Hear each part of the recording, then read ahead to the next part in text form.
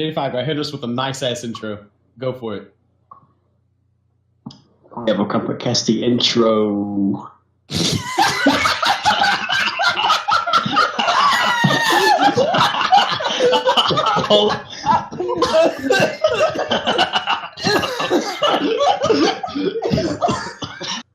Thanks for that. We have special guest Moth. Say hello, Moth. Hi. How are you doing? Doing all right. This is good. Okay, guys, someone fill me in. What's actually happened recently? I have no idea. Brilliant. Okay, let's start off quickly with SummerSlam, the most recent tournament. I think that it has gone by. I mean, not the most recent, but the latest tournament. That's a good point, actually. We discussed... Our last episode was about SummerSlam, so let's just finish... Let's wrap that one up in a neat bow. What happened at SummerSlam? I actually have no idea. Me either. It topped Boy Room Blitz for the worst tournament ever. Did it really? Was it actually that bad? I don't think it was awful. Was it awful? Was it fucking awful? Yes, it was. Was there someone with the level 9 wolf match or not? Yes. No. That was in doubles. That was Boy Room Blitz. Wasn't it also in doubles I for think- SummerSlam doubles? Like people could team up with the level 10 CPU. Yeah, wasn't the problem with SummerSlam we were waiting on someone all day? Who were we waiting on? Oh, yeah! I mean, okay, yeah, SummerSlam, the tournament was fine. It's just that we had no idea if the tournament was going to begin because Scrub and the other person who was running the tournament, I think it was Sirens. It was Hydras. No, Hydras, yeah.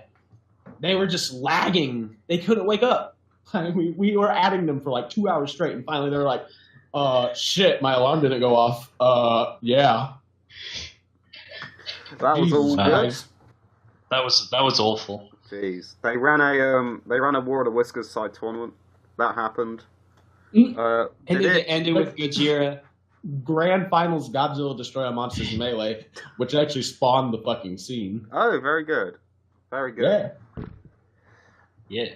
So SummerSlam actually was not as irrelevant as we thought at the beginning of the podcast, I guess.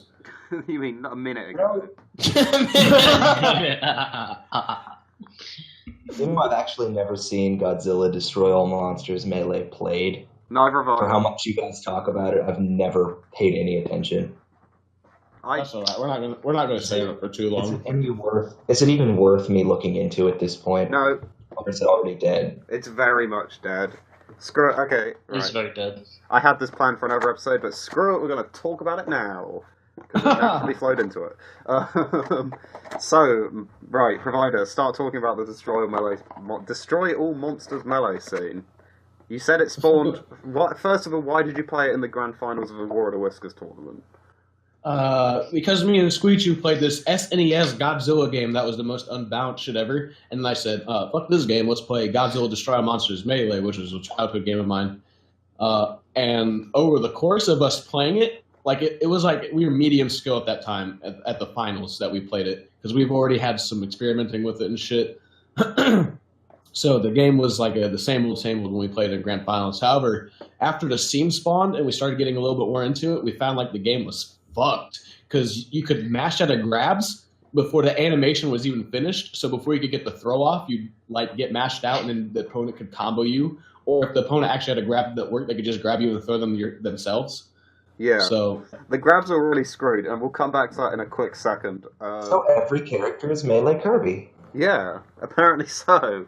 Except for like two. Yeah. So and then one character has like a special ground grab that just works because it's a ground grab, I guess. So how does the game actually play? It's 2D, right? It is 3D. No. It is a complete 3D environment. You can go wherever you want. Oh, wow. It's very free. Yeah, and basically the game works. You have a special button that allows you to use your beams or your secondary fire if you have one.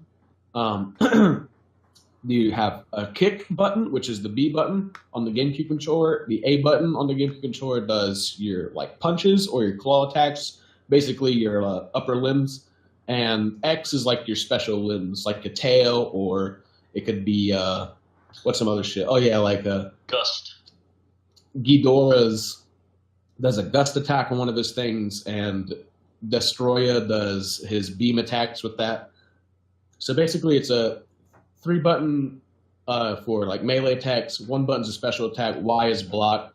It's a pretty standard game. Okay. It's pretty unique, I would say, because I really can't find a lot of games like it. How do you get kills? Is it like health? You just just health. Okay. And you just fight. You can set rounds. You can set the time limit. Basically, just set stocks and shit. Is there items? There kind of is. They're more like power-ups. Get a power-up, it increases your energy regen. There's a power-up that increases your life. However, as I said, you know how grabs were mashable. Well, eventually we got this new ISO, which thanks to you told us the process. Yeah. And then we were able to edit like grabs to not be mashable anymore. Yeah, and I'll go into that in a second. Essentially fixing the meta. Yeah. And then after we fixed the meta, then it just turned into us finding infinite after infinite, cheap strategy after cheap strategy. Camping is still viable, even though the punish games are huge now, because you can just like stay on someone's ass for a whole string. You can potentially zero to death someone, as long as you have good reads.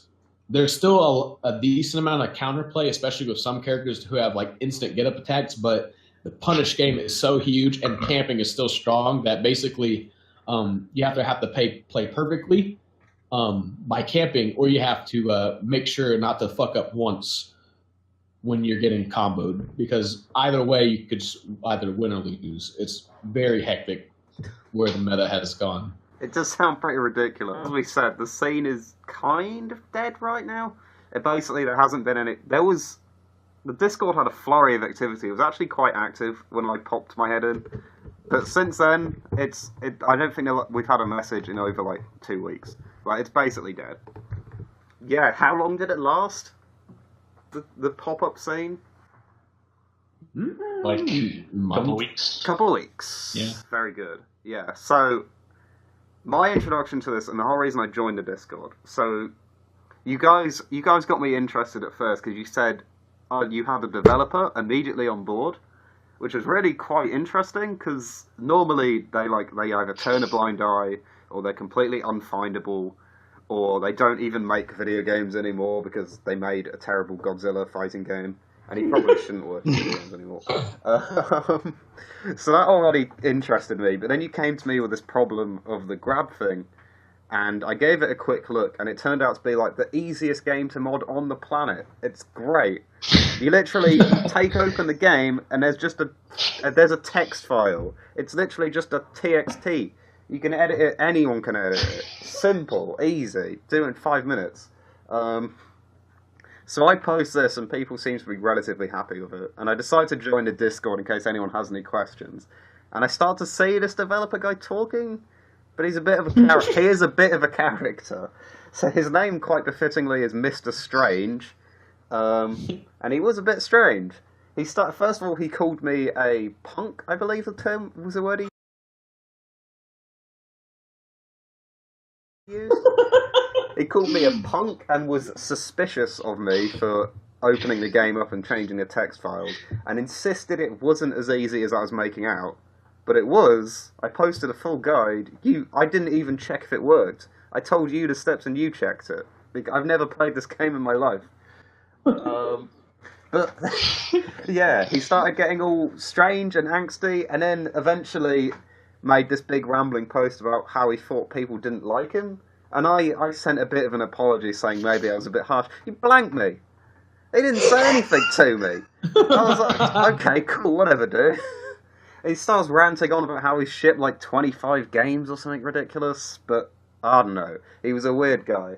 And then he started talking about the items. Because, I remember when I asked the item question a minute ago, that I was about to ask, could you disable them? And then I remembered, he very strictly didn't believe in people disabling them.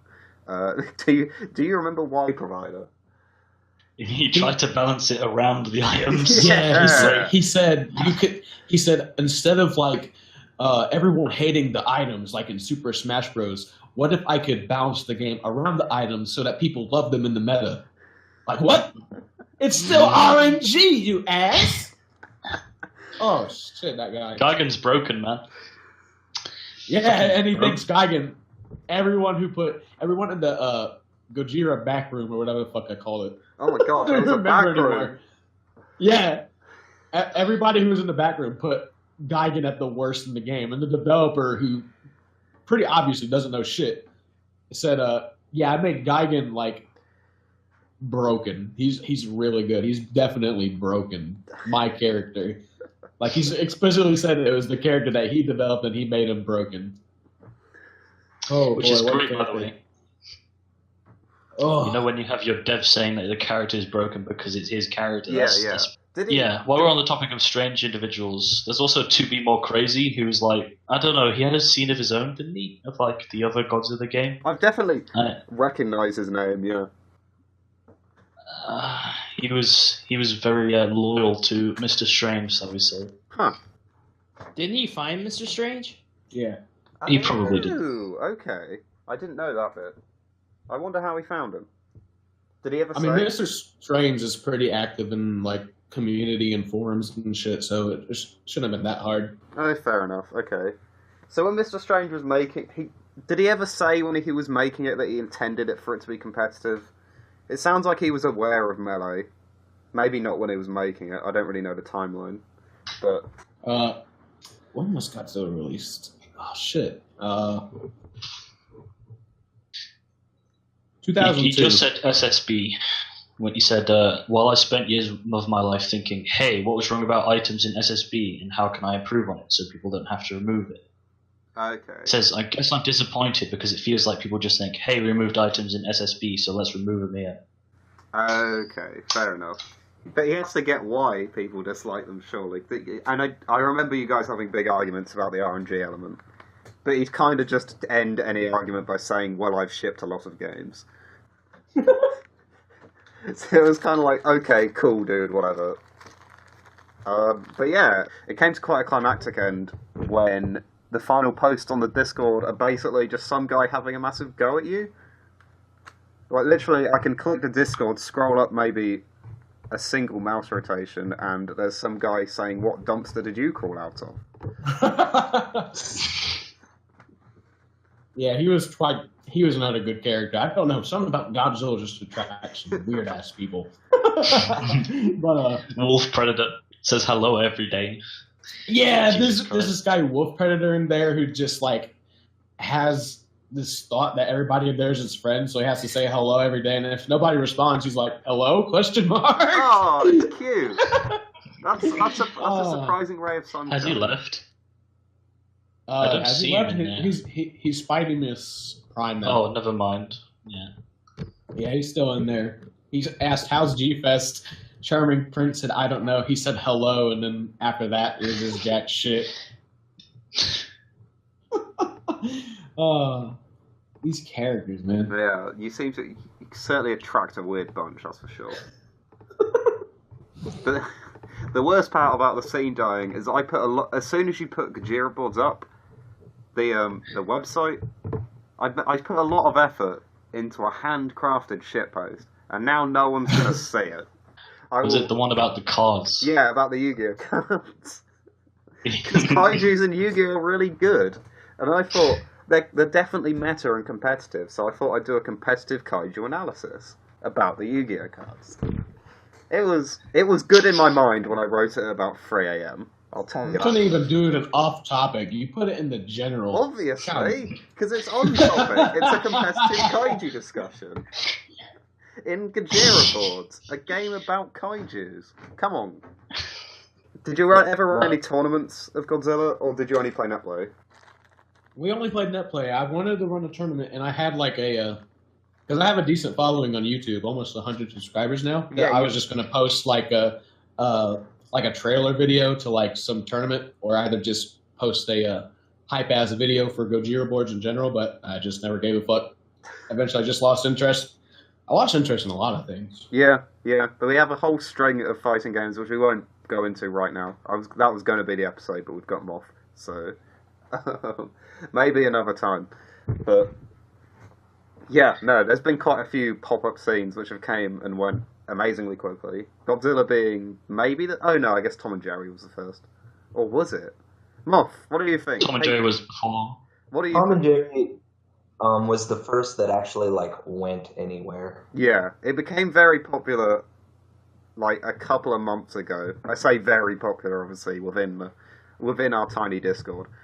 Within the realms of Shakespeare Islam. Exactly. Tom and Jerry has a legacy because of the old Shrek Boards thread. I don't know if you remember that one. Oh, yeah. That me, Birdo, and whoever. This was Birdo's, one of the first times Birdo was interacting with the scene. Via Tom and We Jerry. talked about all the different obscure games. We talked about the Billy and Mandy fighter. But Tom and Jerry was the one that ended up sticking. So I've owned a copy of Tom and Jerry Wore the Whiskers for a year plus at this point. Oh wow, okay. So you bought it for the scene. That's dedication. Yeah, and I would consider that the moment that the scene was founded, because immediately after buying it, the very next night, I took it to a Smash Fest and we all played it there. Oh wow, okay. Did they like it? I pulled out my setup and started doing the double jump cancel dive kicks around the stage, and immediately Glitchy walks up to him and he's like, "Did you already discover swoosing in this game?" Just the first thing he says to me, he just walks up behind me, and I'm like, I guess. And so we sit down and play it, and we decided the game was awful. A good deduction. Yeah. I got introduced to it at my uni's bad fighting game tournament we ran once, and immediately I remembered the thread and had been talking to you, and you guys were talking about it, and immediately I sat down and played it and went, "This game sucks. It's really bad." You could say Shrek is bad, but I don't know. I just don't like War of the Whiskers at all. There's nothing happening. Apart from, of course, your amazing combo video, which we've already talked about once prior, but it's such a good video. It really demonstrates the full capabilities of that terrible game. I'm mad about that video. What? I used a royalty-free, I'm talking royalty-free remix to make sure that I want to get a copyright strike, but it still got a copyright strike from a Flow Rider. Eat my ass. Is that how copyright-free... Is that how remixes work? Can you remix someone's song, then call it copyright-free? Yeah, you can do that. I have a playlist on YouTube that has a lot of songs like that. There's that Snoop Dogg song where he's it's the Smoke Weed Everyday one. I got that on there. There's a remix of that. But surely it's still the original song. I guess not. I don't really know. Yeah. It's by on Twitch. You know how if you play a song on Twitch and if it recognizes it, it'll block the song in your VOD. Yeah, it doesn't do that if you use one of those. Twitch just makes it up. I'm convinced if you coughed in the wrong way, Twitch would copyright it. Twitch's sound detection I've found is really weird. It will get some things, and other things it will just let slide, and it's so strange as to what it picks and what it doesn't. I'm still really upset that I couldn't post the Toast combo video to YouTube. Oh yeah. Because it has the one Hoodwinked song that's randomly copyrighted. Which is perhaps the weirdest thing I've ever heard of people cracking down on, is the Hoodwinked soundtrack. Why? So many things you can upload and get away with it, but not the Hoodwinked. Well, there's a reason. There's a reason, and I could explain it. Go for it. What else to talk about? Back in the day, when Hoodwinked first came out, I was a huge fan of it as a kid, and so I wanted to buy the soundtrack on iTunes, because that soundtrack is nothing but bangers, right? Okay. We can all agree that. I've never seen it. And what I found out when I was researching it is that apparently 6 months after this movie came out, there was a massive three-way lawsuit between the writers of the show, the producers of the soundtrack, and the studio that produced it all. And they were all fighting over who got the copyrights to the music, and so it was just all non-existent. And apparently whoever got it must have cracked down super hard as soon as they finally got the rights to it. That's really weird. I'm gonna try and find links to that and put it in the description, because that sounds relatively interesting. But yeah, I'm really surprised. Do you know who won, or...? I have no clue. Fair enough. I guess we'll find out together when I Google it. But no, it's It's not quite a year. It's about a year since you started releasing the rankings. Maybe give or take a month. Have you? Yeah, I put up the ranking the end of last summer, so it would be about a year this month. How was it going to happen? I was planning to do it after Pinnacle, but I haven't gotten to it. So the process of making the rankings, like, was there? How formalized did you end up making it? Because I remember you discussing that you were doing these rankings and finding video clips and things. Was there ever like a hard and fast numerical, this person is N position? Or I believe you said no, because... Well, last season there wasn't, because at that point there was no like interaction between scenes. The netplay community hadn't really sprung up yet. We had like 3 netplay tournaments, and one of them was just Toast and Erie XE playing friendlies. I voted Slam in the Swamp really heavily because that was obviously how we knew that players from different regions would stack up against each other, because that was the first time that we had like Red Riding Shrek play. That was the first time that Toast got to play against the rest of you guys. Fair enough. As far as the first season goes, there was no real like hard and fast statistics to it. Okay. First of all, are you planning to do it now? First of all, sorry. I'm planning to do another one in the near future. Okay. And this time around, I want to put it to a panel vote similar to the Melee on Me rankings. Okay. Where, they send out a list of like a bunch of top players and have people put them in order, and sort of take out any outliers and then average it out to get the final rankings. So any community figureheads that really follow the competitive scene will get a ballot, and they'll be able to cast their vote for how they think the ranking should go. Okay, I'm actually unaware of how the Melee only works. Is it like 5 people, like the rule set, or is it quite a few people who vote? No, it's like 30 plus. Okay. And they remove the top and bottom scores for each player so that any outliers, like if someone Nintendo top 5 or something, it would get removed. Okay, that's cool. Fair play. Do you think it'll be almost a year to the day? I'm guessing not, if you want to make videos again and things. Will you make videos again? No, I have no idea when these are going to get done. Right now, my life is in shambles at the moment, and I'm trying to just get that sorted out. Fair enough, man. Just like this podcast. Ideally, there'd be a couple more tournaments, since no one's been running tournaments the last few months. Yeah. So that we could have a more modern sort of basis for the rankings instead of just like how people feel. So how was Slam Pinnacle 2? Oh boy, I personally had a great time. I got timed out by Shrek. Thank you, provider. That was quite fun. That was the greatest experience that I've ever had in a tournament. I'm not going to talk about anything that happened in top 8 because reasons. Why not, man? RDT over Birdo was pretty good. It's a good VOD as well. Very awkward that 3 of the culprits happen to be in this very podcast. The 3 culprits. 3 of them. Very awkward. Boards isn't dead yet. Don't worry. I will say that much. I still have big plans for Jerry boards. What? Boy, was it blood. we just randomly switched from Slam Pinnacle 2 to Jerry boards. Are you going to be Moff in the rankings? Are you going to take note of Slam Pinnacle 2 at all? I'll think on how I'm going to deal with that, because there were some results that I don't want to like discount because. So you're just going to look at the individuals? Yeah, like there are certain sets that I feel like should matter. Obviously, RGG versus Birdo should matter, and things like that, where the players actually tried and where it was like a relatively serious set. Siren versus Boy. That was another good one. Red Riding Shrek versus Squeechu.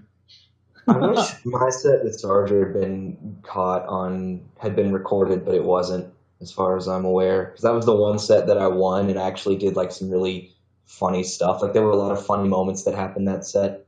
and I would like to make a highlight reel, but I don't think Soldier is very good. Calling him out. Oh damn. Oh well. No, it's funny. Like funny stuff happened in that set. Sarger went Cyclops, and I don't remember. Funny stuff happened. I think I went Hook for one game, and like Anthrax for another game. Oh my god. Or something. Anthrax ditto me. Are you planning to run any more tournaments in the future yourself, or are you going to let other people do it? Yes, absolutely. Okay. Freebo is still in the works somewhere. It's going to have to be pushed back. But it's still going to happen. Fair play. I am organizing a War of the Whiskers major, solo War of the Whiskers with no other involved to try and carry it. It's going to be called Maximum Whisker. I like it. Any Yes. tentative dates, or are you still waiting to sort things out? Still waiting on that as well. Fair enough. Right now, my main focus is offline stuff because I want to get. Obviously, I have Slam Jam coming up, and then after that, I want to host another We Shrek Those. I actually forgot about Slam Jam because obviously I can't go. What was it? What was the thinking behind it? The reasoning. Like, I'm going to get back to the roots of the Georgia scene mostly. The Georgia scene was born out of Slam Jams and Smash Fests because that was where we all met up to play this game. And it was just kind of a bunch of friends sitting around, dicking around with different characters, trying new strategies, and then like every now and then there would be some serious sets that would break out.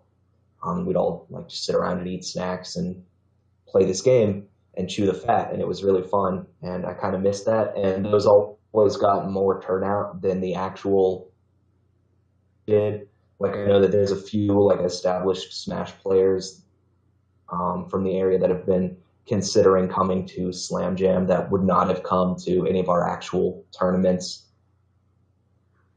Another We Shrek Those or something. Yeah, okay, that's pretty cool. It makes a good introduction to the game, and I kind of want to sort of rejuvenate the grassroots element of the local scene a little bit. Sounds interesting. Yeah. While we're on the topic of all these tournaments coming up, obviously there's still some local scenes that are doing quite well, such as Red Riding Shrek's Swedish scene and your scene down in Georgia. But how do you feel about the direction that Netplay Shrek is going? Netplay, I never thought it was like a super viable long-term solution, but I don't think it's dead yet either. There's a place for it, obviously, because that's the only way that most of this community can travel, because we're all like unable to actually travel, so regions against each other can only happen online at this point. But Netplay is not the ideal, I guess, environment for a game like this that is so fast-paced and that is very salt-inducing by design. Adding Netplay to that just sort of doesn't work very well, and it ends up backfiring a lot. People constantly quitting the scene and coming back and quitting the scene and coming back. Oh, I can't name any names there, but me personally, I think I'm about done with the scene. I mean, I'll play from time to time because this is probably like kind of like my home. You're stuck with us, unfortunately. Yeah. Unfortunately, this is the best experience of my life. What are you talking about? Damn. I love you guys. You're my friends. But yeah, I think I'm pretty much just about done with Shrek. It's not been entertaining to me anymore. It's kind of, we're kind of beating the dead horse by now with all the tech that we found. It's useless. It's pretty developed, and the developed part that it's in right now isn't very exciting for me. It's mostly just Gingerbread Man running around, throwing out air grabs and throwing at people against the walls and shit, which it hasn't been my cup of tea recently. It's just not fun for me anymore.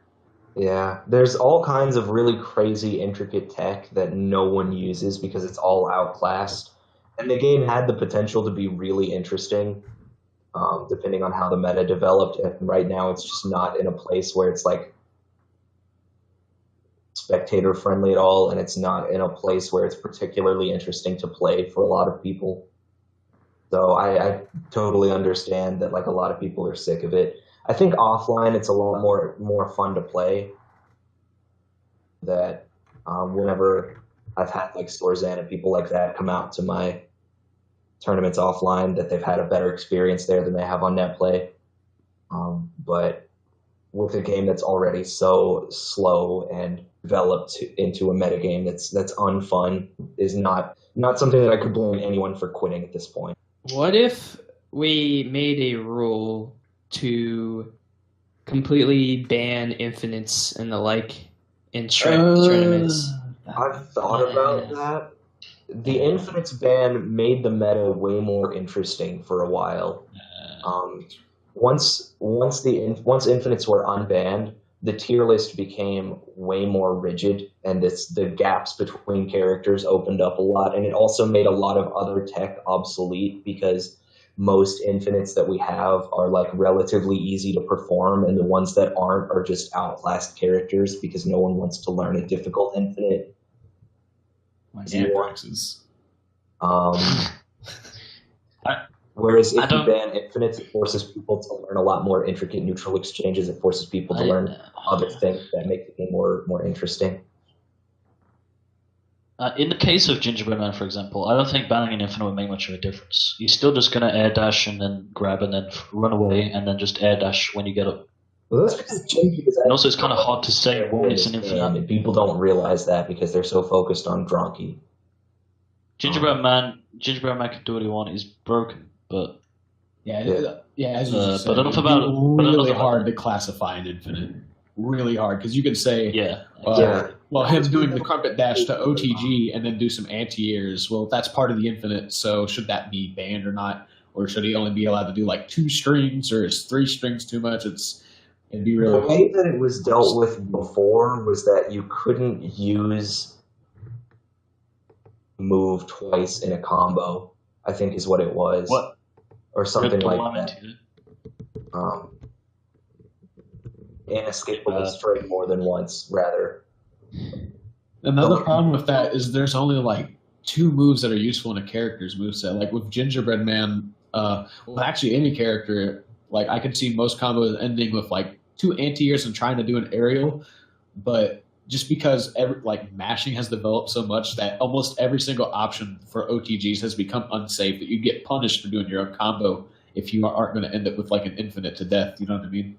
Yeah, and that's why the meta was so much more interesting at that point, was because you couldn't just 0 to death people for free. You had to actually like win neutral multiple times in order to do it, and you had to like think about when you were overextending and when you weren't. And it actually made the game more interesting. Like Gingy's combos would kind of end with like air dash to grab to double anti-air, and then maybe an aerial if you think the opponent's going to mash out slowly. That's kind of boring. And I mean, it was time at that point for the entire scene. Anyone that has good mobility options and can rack up damage quickly in a few hits is basically broken. It just really just changes the problem. In my opinion, I think the best course of action you could do to balance this game is just ban like almost half the cast. Yes, I agree with that. Or mod it. Anyone above Genome and up banned. Pretty fun. And yes, Kirby with the modding. I was going to drop in and mention this at some point. I did spend last weekend looking at it, looking at the compression stuff. I feel like it's definitely doable, and at that point, if we can get it working, then we can just arbitrarily insert things into the game. That doesn't mean much beyond textures, and it especially doesn't mean much for the GameCube, but it would certainly set the tracks in motion so that we could start editing characters and things. So it would be possible. The thing is, I've said before, I don't think it'll be, by the time I ever get around to doing this, like working out all the complexities and actually doing it, I think it'll be way too late and no one will care. But I don't think it's a dead option. I think it definitely still exists as an option. one day, maybe. It's just whether or not anyone will be around by then. I will continue working on it because it's a matter of personal interest, and I'm not letting this game defeat me, damn it. No, Is it worth mentioning the activity of the scene? Because I did some data on it recently. Yeah, go for it. So this time last year, the scene started to boost up because before then, like if you looked on the Discord, there were only like 100 messages per month. Yeah, and this month last year, it hit up to 5,000, and then the next month it peaked at 47,000 messages. Yeah. Before we go on, we all wondered where that activity spike came from. It just kind of popped out of nowhere. The end of August last year was a time where a lot of things happened. It was when we got the no items code. It was when Toast started streaming friendlies. It was when people like Flick joined, which led to things like APO1. But the main thing... Flick was at February. You posted the rankings, Moth. Things just generally started building and building. But I think the initial spark to that was probably F3. I don't know. You see if you remember this, Moth, but I have a distinctive memory of it being incredibly dead, as Squeeze said, like 100 messages a month, which is nothing. And then F3 happened, and we were all posting about it at the time, and like cheering for people and calling out Lauzo and Lord 8 because their setup was awful, and all of that kind of thing. And I believe that was when it started, and then the activity just never really died down after that. People who think the scene is dead right now didn't live through the dark ages, because it was way more dead in spring of last year. It was way more dead. The only tournaments that happened in that spring were I hosted one We Shrek Those, 1 or 2 net play tournaments, and the second one is debatable because that was the one where it was just him and ErieXE playing friendlies. And then Dan Su posted something that didn't have any big names at it. And then that was it. There's activity as far as like people discovering new tech, because I know that was when me and Toast talked a lot and where I found a lot of stuff that now kind of lost to time because no one cares to learn new tech because it's all obsolete and obscure stuff. But there were a lot of discoveries made at the time, but nothing was happening. And those conversations about tech and about new tier lists mostly happened over DMs between like me, Toast, and a few other people. It was literally like 4 or 5 people that actually cared about the game during that. You and Crumpet had already left, and then like ErieXE wasn't particularly active. Rubbermaid hadn't come up yet, and so it was literally like me, Toast, Red Riding Shrek, and like 2 other people. Yeah, because I remember thinking basically after Slamming the Swamp, it was over. It just kind of, nothing happened. It was incredibly stagnant for a good... When was Slamming the Swamp? It was like the year before, I think. So like, wasn't it December? Was it December? Late 2015. And then all through the first half of 2016, nothing happened. Yeah, I posted some data. Squeak Graphis, did you just use the Discord search for this? Yes, I did. I used before and after to find out how many messages were sent. And here are the results. Yes, yeah, it really is an amazing jump from 5,000 to 47,000. The thing that surprised me more, though, was the beginning of this year, where it almost hit those numbers again in, I think that's December and January. We get 44,000, 45,000, and I can't for the life of me think what happened then. There were a lot of small net play tournaments that were happening. We had one of our biggest ones as well. Shrekmas was a decent-sized tournament. Oh, did Shrek? Okay. Yeah. Because the only thing I really remember was Winter Open, but I don't think that actually happened. No, it didn't. Yeah. And I remember some like low-tier tournament on Christmas Day. Don't forget Shrekmas Eve. It was a mid-tier tournament. Shrekmas Eve, the rise of the mid-tiers. I'm pretty sure like Rise is like lowercase or some shit. But the rest of it is like in capital letters. But no, I genuinely can't think what happened during then to get those numbers so high. But apparently they are. So, I don't know. I think we were just interested in the game. I mean, not like... Yeah. Like, in September, there was a large amount of people interested in the game. However, like in December and January, I can imagine just like a concentrated group was just interested in the game and had fun with it. I mean, I had fun around December and January. I learned a lot of stuff in those times. Like, in November, I was still pretty shitty with Gingerbread Man. I just picked him up for Slam Pinnacle and came back to the scene because I recently quit. And I picked him up and had fun with him in December and January, so I had a lot to say. That was also the beginning of us making a new tier list, and the tier list was released on the new year. That's another room for discussion that could have popped those numbers up. By the way, you could edit this nice little graph into the video, by the way. Oh, God, I'm not doing that. Yeah. You lazy ass. What do you take me for? I don't have any time as it is anyway. I get like 4 hours a day, and I gotta make food and stuff, you know? You can't just drop one image into like a video editor. Come on, man. Nah. Can we blame Sarja for everything? Because Slamtober legitimately, it fouled my mouth. It was bad. Wait, what? Which Slamtober? Does anyone remember? Slamtober. Oh, God. I remember that. It was like the main first thing. tournament we can actually call an awful tournament. We were literally banking on it so hard. All of the momentum from September. The video with hundreds of thousands of views and all the new guests and the item code was all... We were all trying to point it towards Slamtober, and it was just awful. That was one of my first netplay tournaments. That might have been my first. The only netplay tournaments that I played in last year were that and Slam Pinnacle, and it was awful. I remember hating Slamtober. Yeah. I just remember being so astonished. I was on The Voice when it was due to start. The commentators were nowhere to be found. I don't know if Sarja was anywhere to be found. And then I left to go and watch a film or something. I came back and you were like less than halfway through. But how long does it take to play 3 8-minute games each, guys? Oh, it was an odd one. Weren't Laozu and Lord 8 were meant to commentate, yeah. Lord 8. Yeah, were they stream it as well? But then Jay of all people had to stream it. Oh, and Jay, I remember Jay streaming now because he kept adding fire effects and stuff, and it was amazing. I met him in the pub like a week after, and we all laughed about it. It was good fun. That happened at Slam Pinnacle. I don't know if it also happened at Slamtober. It might have. My memory is awful. Did Jay stream Pinnacle? I don't think he did. I thought Pinnacle was streamed by Glacy. Yeah. Glacy. It was streamed by Toast. Toast got mad because he got fucking wrecked by Red Riding Strip.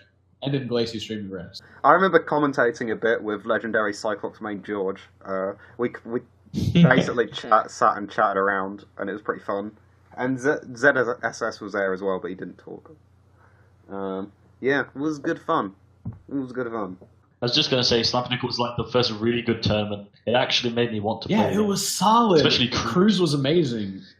I mean, even if you lost. I still remember Slam Pinnacle as like that day where I was so unsure if I wanted to play Gingerbread Man or not, but I stuck with it. Even after that horrible crew display thing I did, I went even with Toast. But holy shit.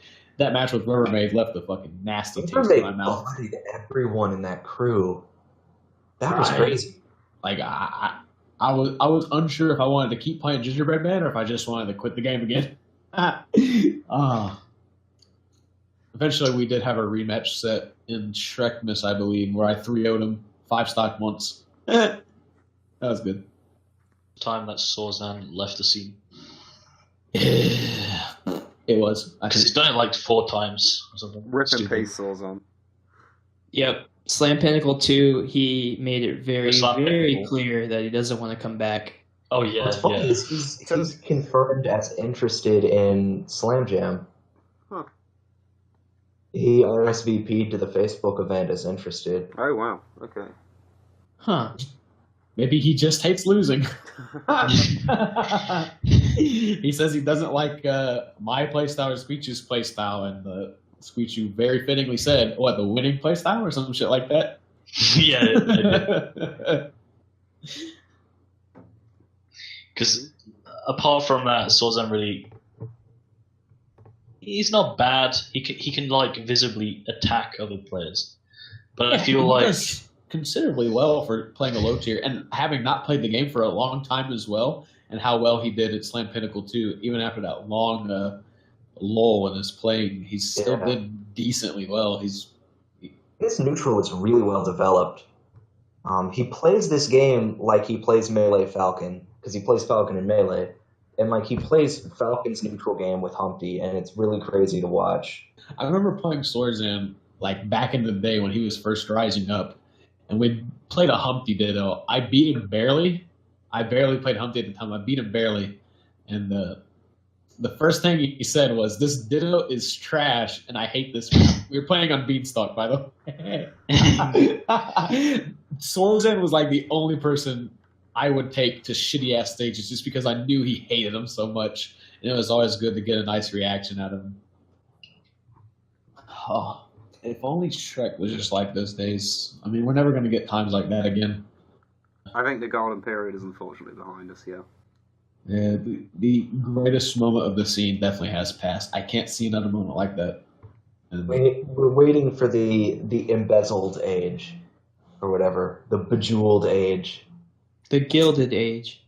that tournament that resurrected Melee, we're waiting on that kind of thing, where everybody just shows up and the game's alive again.